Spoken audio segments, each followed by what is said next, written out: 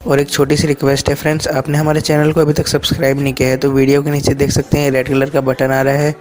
इसे इस तरीके से प्रेस करके बेल का आइकन जरूर से प्रेस करें। फ्रेंड्स, इसका कोई चार्ज नहीं लगता है, ये बिल्कुल फ्री सर्विस है, आपको फ्री में वीडियोज मिलेंगे इसके बदले। फ्रेंड्स, बढ़ते हैं अपनी वीडियो की तरफ। तो नमस्कार दोस्तों, आज सुबह सुबह एक युवा साथी श्याम मीरा सिंह ने प्रधानमंत्री मोदी के भाषण का एक वीडियो भेजा है। यह वीडियो प्रधानमंत्री मोदी के पेज पर, फेसबुक पेज पर भी मौजूद है। उस भाषण का हिस्सा 40 सेकंड का यह भाषण है, या भाषण का हिस्सा कहें इसको। यह मैं आपको एक बार सुनाना चाहता हूं। यह भाषण है 27 अप्रैल 2007 का, शिमला में प्रधानमंत्री ने भाषण दिया था। उस भाषण के 40 सेकंड को आप पहले सुनिए और उसके बाद उस भाषण के मायने और उसके बाद देश भर में मजदूरों के साथ जो हो रहा है वो और बाकी चीजों पर मैं बात करूंगा। लेकिन सबसे पहले 40 सेकंड वो भाषण सुनिए। और मैं 40 सेकंड के लिए चुप रहता हूं इसलिए कि मैं चाहता हूं कि स्क्रीन में आपको भाषण सुनाई दे। 40 सेकंड सुनिए। मेरा तो सपना है कि हवाई जहाज पे कौन लोग बैठने चाहिए। ये जो एक बना हुआ है ना, बड़े बाबू, बड़े बड़े लोग, धनी लोग, ये दुनिया उन्हीं के लिए है।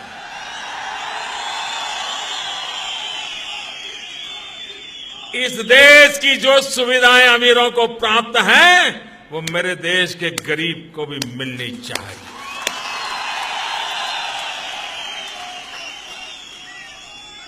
जो सामान्य व्यक्ति हवाई चप्पल पहन करके घूमता है, वो मुझे हवाई जहाज में दिखना चाहिए। ये मेरा सपना है। सुना आपने प्रधानमंत्री मोदी ने क्या कहा। प्रधानमंत्री मोदी ने कहा, वो क्या चाहते हैं आपने सुना गौर से। उन्होंने कहा कि इस देश की जो सुविधाएं अमीरों को प्राप्त हैं, वो गरीबों को भी मिलनी चाहिए। बहुत अच्छी बात है। भीड़ ने तालियां बजाई और कोई भी सुनेगा तालियां बजाएगा, इससे अच्छी बात क्या होगी। उन्होंने कहा कि जो सामान्य व्यक्ति हवाई चप्पल में घूमता है, वो हवाई जहाज में घूमते हुए दिखना चाहिए। मेरा ये सपना है, बहुत अच्छा सपना है। और इस सपने के बारे में सुनकर शिमला में सामने खड़ी भीड़ ने जोरदार तालियां बजाई। मैं भी होता तो ताली बजाता। बहुत अच्छी बात है, मैं स्वागत करता हूं ऐसे भाषणों का। लेकिन सवाल उठता है, क्या हाल के दिनों में ही अगर हम देखें, क्या यह जमीनी हकीकत है। हवाई जहाज पर जो लोग दिख रहे हैं और हवाई चप्पल में जो लोग दिख रहे हैं, उनका फर्क देश में साफ साफ देखा जा रहा है। हवाई जहाज से विदेशों से लोगों को लाया जा रहा है, उस पर सवाल उठे पहले। हालांकि लाया जाना चाहिए, मैं इस पर, वो हमारे नागरिक हैं, वो भी भारतीय हैं, मैं उस पर सवाल नहीं उठा रहा हूं कि उनको लाया क्यों गया। लेकिन सवाल उठता हवाई जहाज वालों के लिए सुविधा और हवाई चप्पल वालों के लिए सुविधा, दोनों की सुविधाओं का फर्क देखिए। अब ये चप्पल देखिए स्क्रीन पर। पता है ये चप्पल किनका है? ये चप्पल उन मजदूरों का है जो महाराष्ट्र में परसों शाम को 150 रोटियां और चटनी टिफिन में पैक करके लेकर चल पड़े थे भूसावल और औरंगाबाद की ओर जालना से। चले क्यों थे आप सबको पता होगा, लेकिन फिर से बता दे रहा हूं, क्योंकि जालना की जिस फैक्ट्री में काम करते थे वो फैक्ट्री बंद हो गई थी।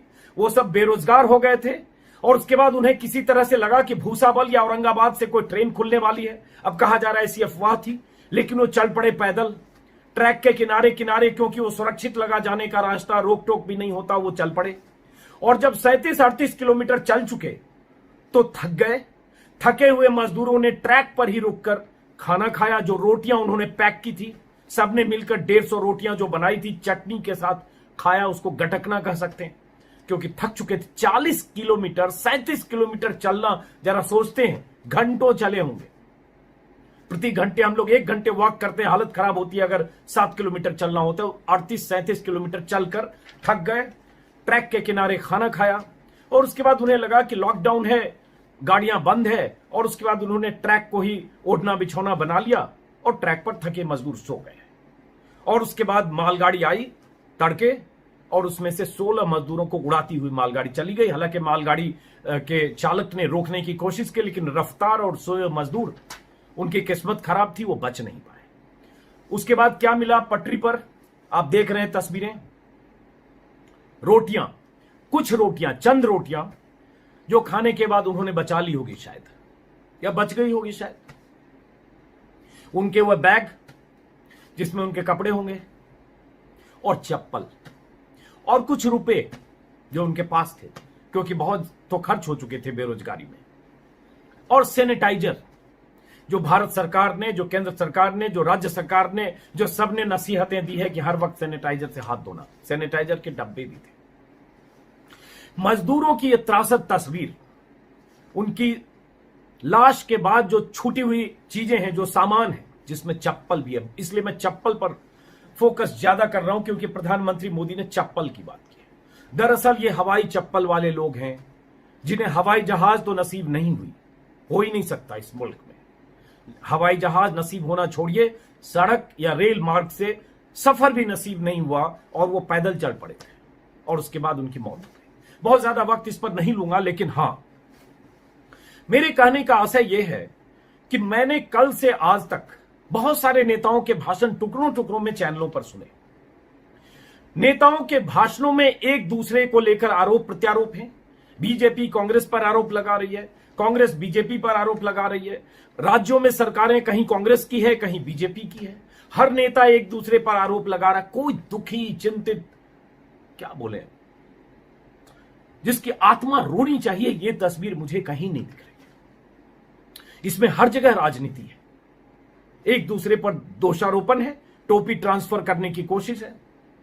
वापस लौटते हैं प्रधानमंत्री जी, क्योंकि प्रधानमंत्री देश को सपना दिखाते हुए 6 साल हो चुके हैं, और वो ऐसे भाषण देते हैं, ऐसे भाषण देते हैं तो हमारे क्या कहें, हमारे कॉर्ड को छूता है, हमारे दिल को छूता है, आपके दिल को छूता है। और शायद इसलिए उनके कहे पर तालियां, थालियां, शंख बजाते हैं, उनके कहे पर दिए, दीप, मोमबत्ती जलाते हैं। और जब ये होता है तो तब हम जैसे लोग जब सवाल उठाते हैं कि क्या मोमबत्ती जलाने वालों की भीड़ में, क्या शंख बजाने वालों की भीड़ में, क्या छतों पर खड़े होकर दीप दिए जलाने वालों की भीड़ में भले एंटीलिया की ऊंची इमारत पर अंबानी दिखे हों, क्योंकि आप सबने देखा था मुकेश अंबानी दिखे थे, भले अंबानी दिखे हों, भले बड़े बड़े उद्योगपति दिखे हों, भले हमारे जैसे लोग दिखे हों, आपके जैसे लोग दिखे हों, लेकिन मजदूर क्या उस चिंता में शामिल थे, या उस जश्न में शामिल थे, उस इवेंट में शामिल थे? मैंने कल भी कहा वो नहीं थे। लेकिन हुआ क्या था तब? बीजेपी आईटी सेल की तरफ से और कुछ जो बीजेपी समर्थक बुद्धिजीवी हैं उनकी तरफ से एक मजदूर महिला की तस्वीर वायरल की गई, जो सड़क के किनारे किसी झोपड़ी में, जो प्लास्टिक की झोपड़ी में बैठी थी और एक दिया जल रहा था। मैं उस तस्वीर को खोजने की कोशिश किया, आज मिली नहीं तस्वीर, लेकिन आपको मिले तो नीचे टैग करिएगा, मैं उसका इस्तेमाल कहीं करना चाहूंगा, ट्विटर पर भी और कहीं भी। उस तस्वीर को प्रतीक के तौर पर प्रसारित किया गया कि पूरा देश, जिसमें 40-45 करोड़ ये मजदूर हैं, असंगठित क्षेत्र के मजदूर हैं, निर्माण क्षेत्र के मजदूर हैं, हर तरह के मजदूर, गरीब तबका, वो सब लोग उसमें शामिल हैं, देख लो तुम लोग सवाल उठाने वालों। और वो प्रतीक के तौर पर वो तस्वीर को पोस्ट किया गया। तब भी मेरा सवाल, या हम जैसे लोगों का सवाल था कि गलतफहमी में मत रहिए कि शंख बजाने, ताली बजाने, थाली बजाने और दिए जलाने में 40 करोड़ मजदूर शामिल हैं। और अगर आज हो सकता है चुप हैं, तो उनका मुखर जो गुस्सा है, उनकी परेशानी है, उनकी मुश्किलें सामने आएगी। लेकिन क्या हुआ, उसके पहले भी हमने तस्वीरें देखी थी, जब हाईवे से मजदूर गुजर रहे थे 23, 24, 25, 26 मार्च को। बाद में देखा जब सुप्रीम कोर्ट में बहुत चर्चित उसको लेकर सवाल उठ रहे हैं कि सुप्रीम कोर्ट में जब पूछा सुप्रीम कोर्ट ने मजदूरों के बारे में, जो सड़क से जो ऐसे जा रहे हैं, जो मजदूरों के बारे में, तो सुप्रीम कोर्ट में जो 31 मार्च को सुप्रीम कोर्ट में सरकार की तरफ से जो तुषार मेहता हैं, उन्होंने कह दिया, no one is now on road, centre to Supreme Court on migrant workers living in drops. ये सुप्रीम कोर्ट में कहा गया कि अब सड़क पर कोई नहीं है। और उसको जब उनसे फिर सुप्रीम कोर्ट की तरफ से जब पूछा गया, तो तुषार मेहता का स्टेटमेंट है ये, सुप्रीम कोर्ट में कहा, I have instructions to state that no one is now on the road, anyone who was outside has been taken to the available shelters. ये सॉलिसिटर जनरल तुषार मेहता का कोर्ट में बयान है। तो उनके हिसाब से तो 31 मार्च को देश में सब सेटल हो चुका था। लेकिन छिटपुट तस्वीरें आ रही थी, उन तस्वीरों को मुख्यधारा के मीडिया में कोई जगह नहीं मिल रही थी, और सरकार आंख बंद करके बैठ गई थी कि सब शंख ताली थाली में शामिल हैं, इसलिए कहीं कोई इसमें नहीं है। नतीजा अब आप बीते 2 सप्ताह से 15, 18, 20 दिन से, और खासतौर से लॉकडाउन पार्ट 2 के बाद ज्यादा, उसके पहले शायद उन्होंने सब्र किया कि चलो 21 दिन निकल जाएगा, लेकिन उसके बाद ज्यादा आप लगातार देख रहे हैं। और अब जो एक बात मैं जानकारी मैं अभी शेयर करना चाहता हूं कि अभी मैं देख रहा था आज, हालांकि मैं क्रेडिट दूंगा कि दैनिक भास्कर अखबार के हवाले से है कि लॉकडाउन के दौरान 45 दिन में लौट रहे 73 मजदूर रास्ते में दम तोड़ चुके हैं। 73 और ये अलग अलग जगह के आंकड़े हैं, जिसमें और अलग अलग वजह से दम तोड़े। एक्सीडेंट भी हुआ, कहीं पति पत्नी जा रहे थे औरंगाबाद में, 8 मई को साइकिल से घर लौट रहे थे, वाहन ने कुचल दिया। 5 मई को मथुरा में 7, बिहार में 2 हादसे में मौत हो गई। तेलंगाना में 8 मजदूरों को वाहन ने टक्कर मार दी। महाराष्ट्र में 4 मजदूरों की मौत हुई। 27 मार्च को गुजरात में 4 मजदूरों को कुचल दिया वाहन ने। 29 मार्च को यूपी लौट रहे 5 मजदूरों को एक ट्रक ने रौंद दिया। ये सारी दुर्घटनाएं, हादसे हैं, और उसके बाद ये सबसे बड़ा हादसा। तो इतनी मजदूरों की मौत, 73 मजदूरों की मौत रास्ते में हो चुकी है, जो यूपी, हरियाणा, गुजरात, महाराष्ट्र और कर्नाटक में घटनाएं हुई है। तो अब आप समझ सकते हैं कि जिन हवाई चप्पल वालों के लिए हमने कहा कि वो हवाई जहाज में चलेंगे, वो हवाई चप्पल वाले कैसे सड़कों पर बेमौत मारे जा रहे हैं। अब सवाल यह है कि केंद्र सरकार की भूमिका और राज्य सरकार की भूमिका, यह भी नाइंसाफी होगी कि अगर हम हर चीज को सिर्फ केंद्र सरकार के माथे पर उसकी जिम्मेदारी डालें, क्योंकि राज्य सरकारों की भी विफलता बहुत जबरदस्त है और उनकी भी जिम्मेदारी की बात होनी चाहिए। शुरुआत हमने प्रधानमंत्री मोदी की इसलिए की क्योंकि देश उन्हीं की ओर देखता है, सबसे बड़े लोकप्रिय नेता है, जो अपील करते हैं वो भी मानते हैं और उनके समर्थक मानते हैं कि देश वैसे ही चलेगा, और जो फैसले करते हैं वो ये भी मानते हैं, उनके समर्थक भी मानते हैं कि वैसे ही होना चाहिए। इसलिए मैंने शुरुआत वहां से की। लेकिन अब राज्य सरकारों की बात, हर राज्य में हंगामा मचा है, हर राज्य में। और सूरत की खबरें आप लगातार देख रहे हैं, मैं भी लगातार बता रहा हूं कि सूरत में कैसे लाठी डंडे खाकर भी मजदूर बार बार निकल रहे हैं। कठुआ की खबर कल आई कि जम्मू कश्मीर के कठुआ में कपड़ा मिल में काम करने वाले मजदूरों ने हंगामा किया और उसके बाद उनको सैलरी नहीं मिली। सैकड़ों मजदूर सड़क पर आए और किसी ढंग से वहां के जो पुलिस अधिकारी उन्होंने भोजपुरी में बात करके उनको समझाया, क्योंकि उनको लगा कि बिहार यूपी के हैं, भोजपुरी समझेंगे। एक वीडियो अभी मैं देख रहा हूं और मैं फिर चाहूंगा कि 25-30 सेकंड में चुप रहूं ताकि वो वीडियो देख सकें। ये वीडियो एक रिपोर्टर ने शेयर किया है ट्विटर पर। ये भी मजदूर गुजरात से चले और कैसे मजदूर रास्ते में गुहार लगा रहे हैं।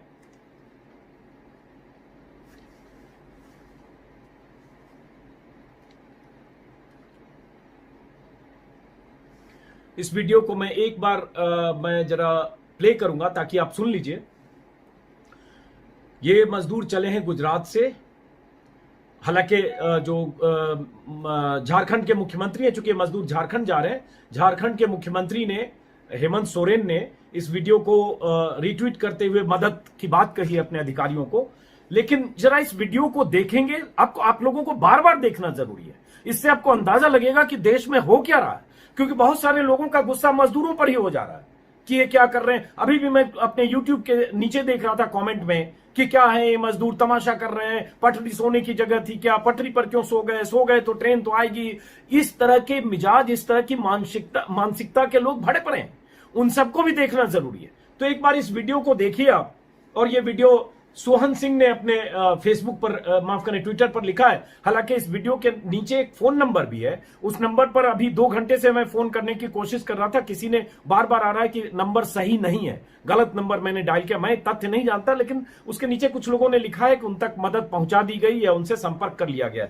लेकिन सिर्फ मैं इसलिए आपको दिखाऊंगा ताकि ऐसे वीडियो देखकर आपको शायद अंदाजा हो कि अभी भी लोग पैदल चले जा रहे हैं और अभी हमने कुछ घटनाएं देखी है, पता नहीं आगे आने वाले दिनों में क्या होना है। मैं चुप रहता हूं ताकि ये वीडियो देख सके आप।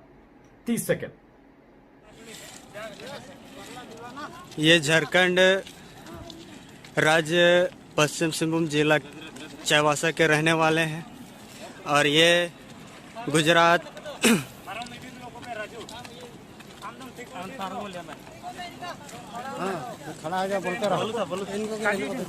पैदल चल रहे हैं।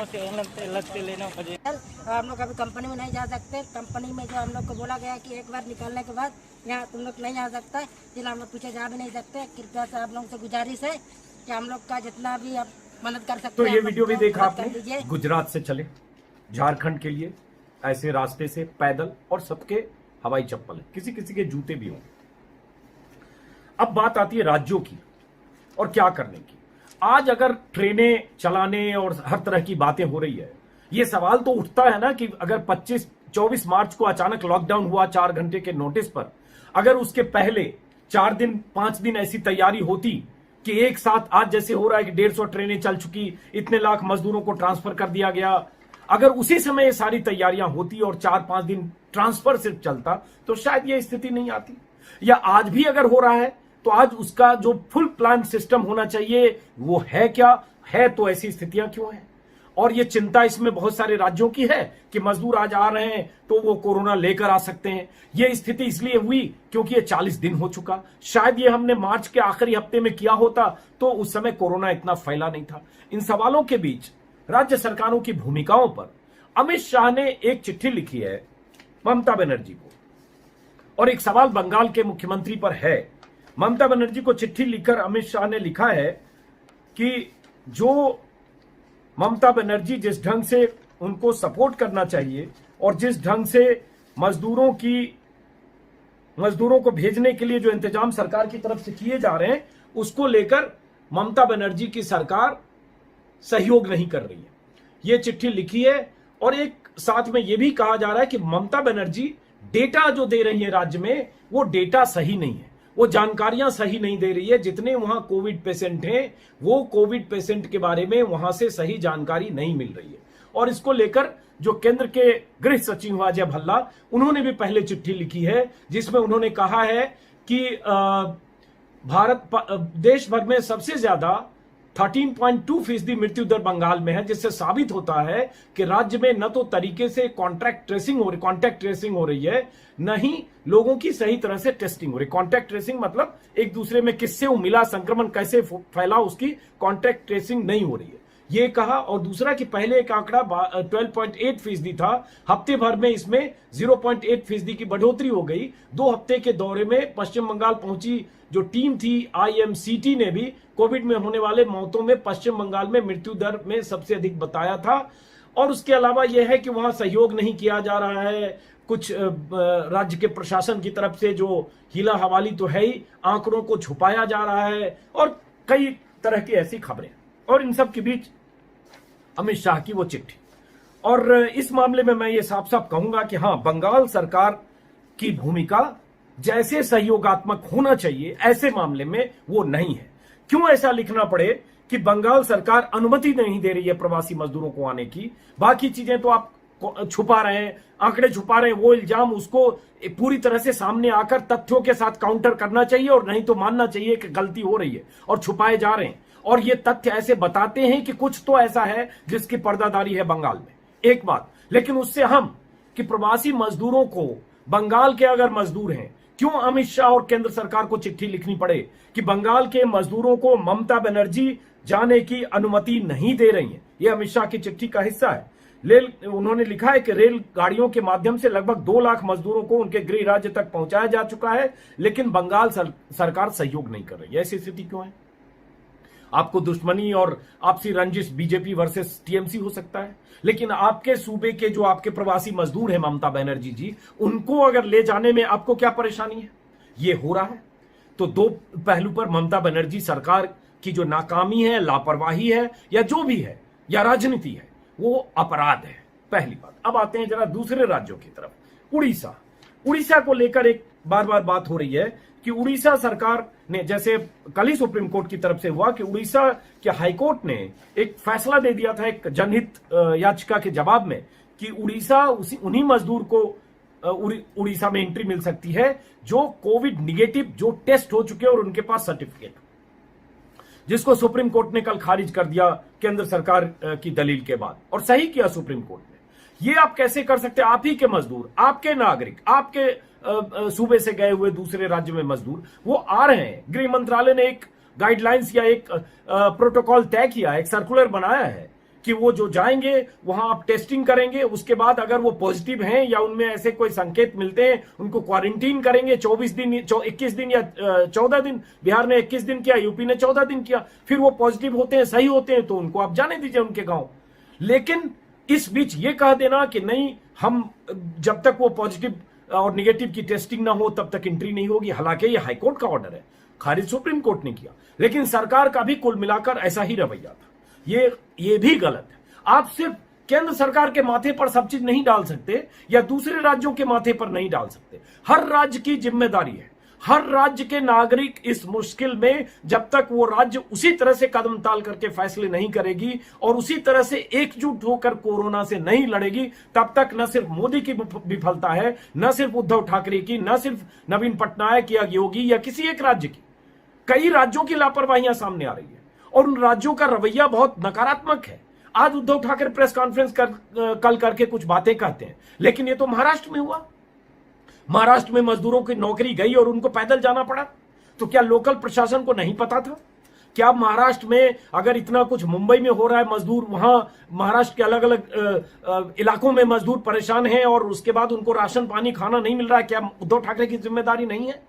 तो हर राज्य की जिम्मेदारी है और हर राज्य कहीं ना कहीं इसमें हीला हवाली कर रही है, क्योंकि लोकल ये सही है कि उनको राशन देना, उनको खाना देना, उनकी सुविधाओं का इंतजाम करना, उनका भरोसा जीतना, ये जितना केंद्र की जिम्मेदारी उससे ज्यादा राज्य की जिम्मेदारी है। उन जिम्मेदारियों में राज्य सरकार भी फेल हो रही, चाहे गुजरात सरकार क्यों ना हो, चाहे कोई सरकार क्यों ना हो।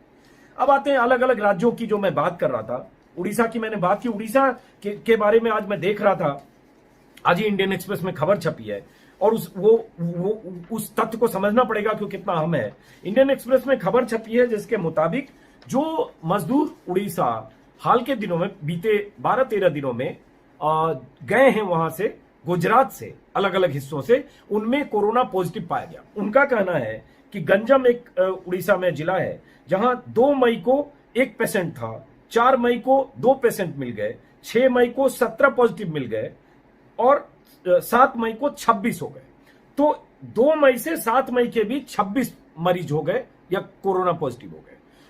उड़ीसा का कहना है ये सब सूरत से आए थे और उसके बाद वहां इलाके में संक्रमण फैला। ऐसे ही उड़ीसा के मयूरभंज, जगत सिंहपुर, भद्रक, इन जगहों पर, भद्रक में है 11 केस ऐसे मिले, पॉजिटिव हो गए या मिले जो सूरत से थे। ऐसे भद्रक और मयूरभंज में भी 5 और 6 को सूरत से आए पेशेंट मिले। ऐसे ही छत्तीसगढ़ और झारखंड में भी नागपुर और मुंबई से आकर जो मरीज जो आए मजदूर, वो कोरोना पॉजिटिव थे, लेकर आए या रास्ते में संक्रमित हुए या समूह में आए, उससे हुआ, लेकिन जब वहां आए तो कोरोना पॉजिटिव पाए गए। ऐसे बिहार में मधुबनी और 1-2 जिले जो पूरी तरह निगेटिव जैसे हो चुके थे, अचानक 13-15 लोग कोरोना पॉजिटिव हुए, वो भी बाहर से आए थे, मजदूर थे। अब सवाल उठता है इसका उपाय क्या है? ये होंगे इसमें इतनी परेशानी की बात क्या है? अगर मजदूर आएंगे, पहली तो ये, अगर सूरत में आज सूरत से आ रहे हैं और आने को बेताब है, मैं फिर वही कह रहा हूं, ये बात 1 महीने, 1.25 महीने, 40 दिन पहले हुआ होता, उस समय कोरोना नहीं फैला था, तो ये स्थितियां नहीं आती। तो आपने तो देर कर दी, एक बात फैसले लेने में केंद्र ने देर की। इसके लिए तो केंद्र की जिम्मेदारी है कि आपने ट्रेनों का इंतजाम नहीं किया, जाने का उस समय नहीं किया जब करते। लेकिन अब अगर चलिए देर हो गई तो सिर्फ आलोचना की बजाय कि ठीक है वो आए, उनको अपने क्वारंटीन करिए, आपके पास जो स्टेडियम है, स्कूल है, शहर के बाहर जो कुछ भी है, और क्वारंटीन में अगर उनमें 20, 25, 10 पॉजिटिव पाए जाते हैं, उनको उसी हिसाब से आप उनको हॉस्पिटलाइज करिए और बाकी लोगों को चेक करके उनको जाने दीजिए 14 दिन बाद, 21 दिन बाद, जो भी है। तो ये इस हाई तौबा के आधार पर यह कह देना कि अब हम मजदूरों को नहीं आने देंगे, ये तो अमानवीय है। कैसे नहीं आने देंगे? वो क्या बाहर से आ रहे हैं? क्या वो अमेरिका, इंग्लैंड और पाकिस्तान, ढाका, बांग्लादेश से आ रहे हैं? वो आपके राज्य के नागरिक हैं और आपके राज्य के नागरिक दूसरे राज्यों में अपनी रोजी रोटी के लिए गए थे और आज उस उम्मीद में अपने राज्य, अपने सूबे, अपने घर की तरफ लौट रहे हैं। और आपका राज्य सिर्फ नहीं है, वो उनका घर है, उनका गांव है, उनका शहर है। उनको रोकने से चाहे ममता बनर्जी हो, चाहे नवीन पटनायक हो या नीतीश कुमार, कोई सरकार कौन होती है रोकने वाली? चिंता कोरोना की है तो उसके लिए कायदे जो हैं, जो गाइडलाइन है, जो MHA का जो सर्कुलर है, जो प्रोटोकॉल है, उस प्रोटोकॉल का पालन करिए। शुरुआत में बिहार सरकार भी रिलक्टेंट थी। बिहार सरकार की तरफ से शुरू में इस पक्ष में नीतीश कुमार नहीं थे कि मजदूरों की घर वापसी हो, और उन्होंने मुख्यमंत्रियों के साथ जो प्रधानमंत्री की वीडियो कॉन्फ्रेंस हुआ था उसमें भी उन्होंने ऐतराज जताया था। कि कुछ राज्य ऐसा राज्य सरकारें कर रही है, यूपी और दूसरे राज्य कर रहे हैं, इसके लिए एक ही प्रावधान होना चाहिए। उनकी इस पर पहले दिन से उनकी रजामंदी नहीं थी, लेकिन चलिए नहीं थी तो नहीं थी, आपकी राय थी, हालांकि मैं उसके पक्ष में नहीं हूं, लेकिन बाद में जब सभी राज्य से लोग जाने लगे तो उनके लिए वैसे इंतजाम होने चाहिए।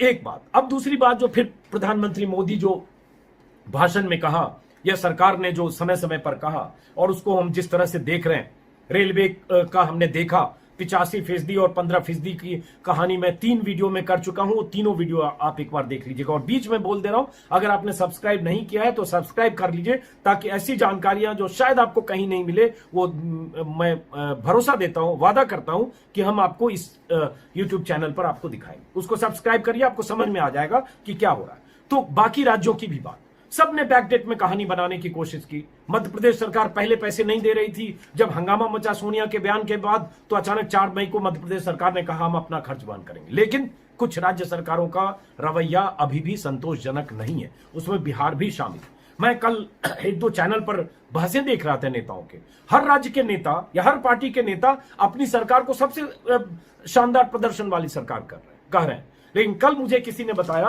कि दिल्ली से कुछ ट्रेनें बिहार के लिए चली है और मध्य प्रदेश के लिए चली है, आज भी चलने वाली है।